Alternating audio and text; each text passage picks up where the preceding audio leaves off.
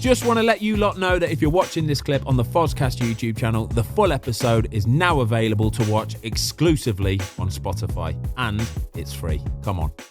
All right, can I take you back to the penalties then, okay? So this is where the programme notes start to come into their own, Emi, all right? Was you aware, by the way, before the penalty shootout started, that you were going to kind of just do a little bit of theatrics, just try and get in the head of the French players a little bit? Yeah, obviously I spoke with the psychologist about it, because, you know, when you're controlling the game, then you concede 3 goals. Is like, well, I didn't really have a good game, did I? 3 goals conceded in 5 shots. Made a good save at the end, but that was it really. But when I go into a shootout, it's like I bring my boy into the playground. You know, he's crying in the car. Oh, Santi playground. Oh, and that I feel like I dominate that area. You know, I can lose, win, or, you know, I can save one or not, but if you watch me, I went straight into the goal. Even I had a shootout as well the other day, and I went into the goal like, this is my zone. I need to control it, you know. And then obviously I like to watch goalie. I watch a lot of football. I watch football every day. And then I seen Lloris so many years in the Premier League. I know what he brings to the table. He's a really good goalie, but in that time it's like it's me against him. It's not me against Mbappe. You know, people saying, "Oh, you in their heads." I'm in my head. It's me against Lloris. It's Messi against Mbappe, or is, I don't know, Otamendi against Konate. It's me against Lloris. And I knew that fact at that moment. Maybe he got more experience than me. Maybe he played more games. But I thought in that moment, I'm way better than you. In that different game, which is shootout. So that's when I come. If I beat Lloris, I got a big chance to win the World Cup. You know? Wow. It's like when it goes to penalties, it is almost like, right, it's Emi's time. It's a now. different game. It's my house now. This is it. Yeah, it's exactly. And that's how it goes down, isn't it? Yeah, it is. All right then, the first penalty, Mbappe, top hand, nearly. Were you disappointed with the first penalty? Yeah, because we talk about timing and goalkeeping, timing, get it. And obviously Messi spoke about it, and he does 2-3 steps and goes straight into the ball. So by the time he's shooting, I'm still skipping. So maybe I should go a little bit earlier. And then because I conceded already 2, I knew he was going right. Yeah, I definitely knew he was going right. But then I thought, why did I not go a little bit early? You know. And then I went low rather than high, mid-high, and I knew that he lies mid-high. So I thought, you know, I got it wrong. Got it all wrong because for me, that's a comfortable save. Yeah. So, but I didn't think, oh, it's not my day, or I can't save one. I just went, if I save 2, I win the World Cup. It's coming. One's going to come in a minute. Are you, when you're watching this, Cuts on holiday, are you at this point just a bag of nerves? You probably say you should say that. Innit? Yeah, He would have said that. That's why I said it, because I know that's what he would have said. yeah. It's difficult because you're so far away, and all you want to do is for him to win. It's like you can't scream at the telly. You say you should have saved that, all right? No, like, What are you doing? Yeah, no, not quite. I'm just like, like desperate for him to win. Okay, so then Messi takes the next penalty. Excuse my language. It's a of a penalty. It is a of a penalty, right? I talk about them how Lloris do, you know, how he behaves. I said, if you stop, you're gonna score. Yeah. Because I remember Jorginho against him in the Premier League. I think Vardy stopped as well against him. He went way too early. So I said, Leo, just stop and go. He will move. Yeah. So he moves to his left. He rolls it not far off the centre. In a World Cup final. He won't stay in the middle. Lloris will never stay in the middle.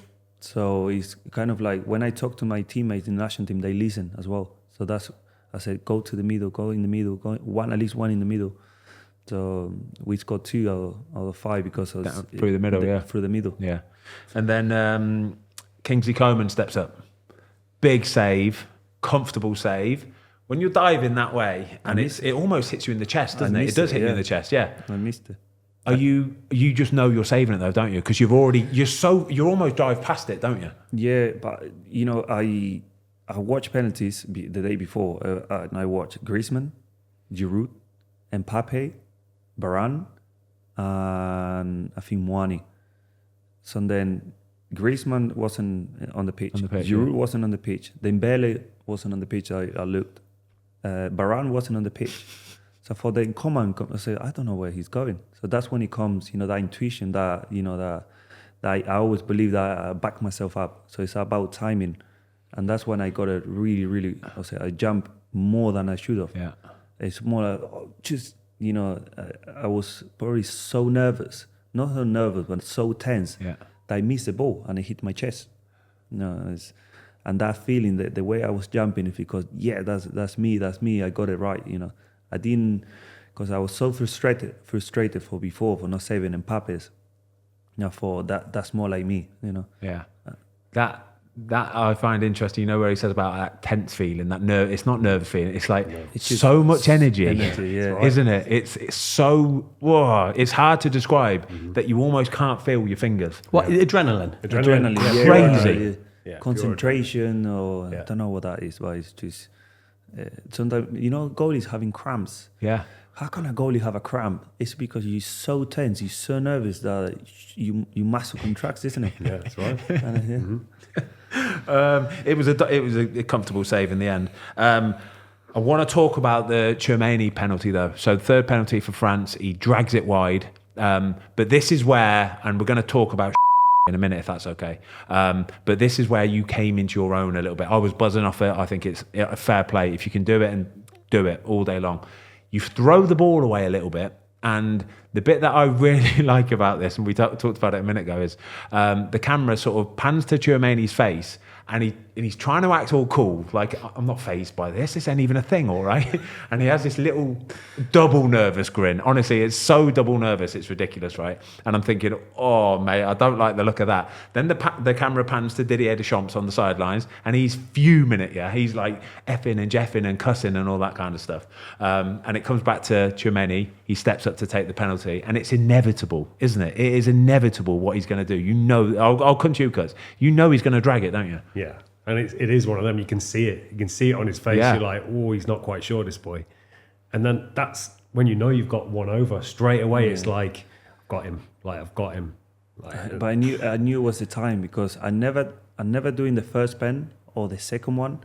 Is when I got a big chance that we can win it. Yeah. So I nearly got Mbappe's against the side. I got the second one. So I'm thinking, when I look at the young lad coming, it's like, if he missed that pen, they might be losing this World Cup. So I thought, that's when, what am I doing? I saw the ball there. I said, he needs to go and get it further up. He needs further out. I need to do something. That's personality, isn't it? And the ref was pure personality and presence. The ref didn't know what to do. I thought, like, no, just keep walking. Just keep walking. You threw it just the right because distance, perfect. didn't you? Yeah, perfect. Because it's hard. When you walk 50 yards to take the penalty, whatever, how many yards is, I don't know. But in a World Cup final, you can practice 150 penalties in training, and you can put in the top corner. Top bins are easy. But then when you go into a World Cup final behind all Argentinian fans, they were singing El Dibu se los come, which that means he will eat you up. I'm saying he's gonna be feeling something. I know he played for Real Madrid. He'll be feeling something. I can see in his face. But then you need to have that luck that you save it or not, because otherwise you look like you look like a. So. And then I knew he was going to cross. His body shape is kicking clues. You've been a goalie, you can see more or less. Yeah. You can't really guess, but his body shape, he cannot put his foot down. He was like, he's so closed off. It's the only place he can go. Yeah. And I thought if he was going in, I would definitely save it. I feel like something, when you claiming it. Yeah, I definitely save it. When you don't touch it, but you feel like the air or something in his hands. Anyway. I touch his. Yeah, that's why I start dancing, because I thought, I got him. So that's what I want to talk about. I've got here the horrible shoulder dance. I never ever. I swear, my mum's like, I never ever done it. I can't even move my shoulders nowadays. I don't know how I done it. I never ever practiced it. Oh, There's millions of Argentinians so doing it all good. over the world. That just came up in that moment. Do you know how many kids are doing that now? Oh, that's the no, thing, I isn't it? know. He's a friend of ours. We're going to the podcast with them, and he said, "Oh, our little lad at the weekend saved a No, penalty, doing the whole thing. It was No, horrible. We It went was to so horrible. Dubai with my wife and my kids and said, and these young lads, you know, on the beach, Emi! And my wife's like, look what you done. I said, what can I do? You know what I mean?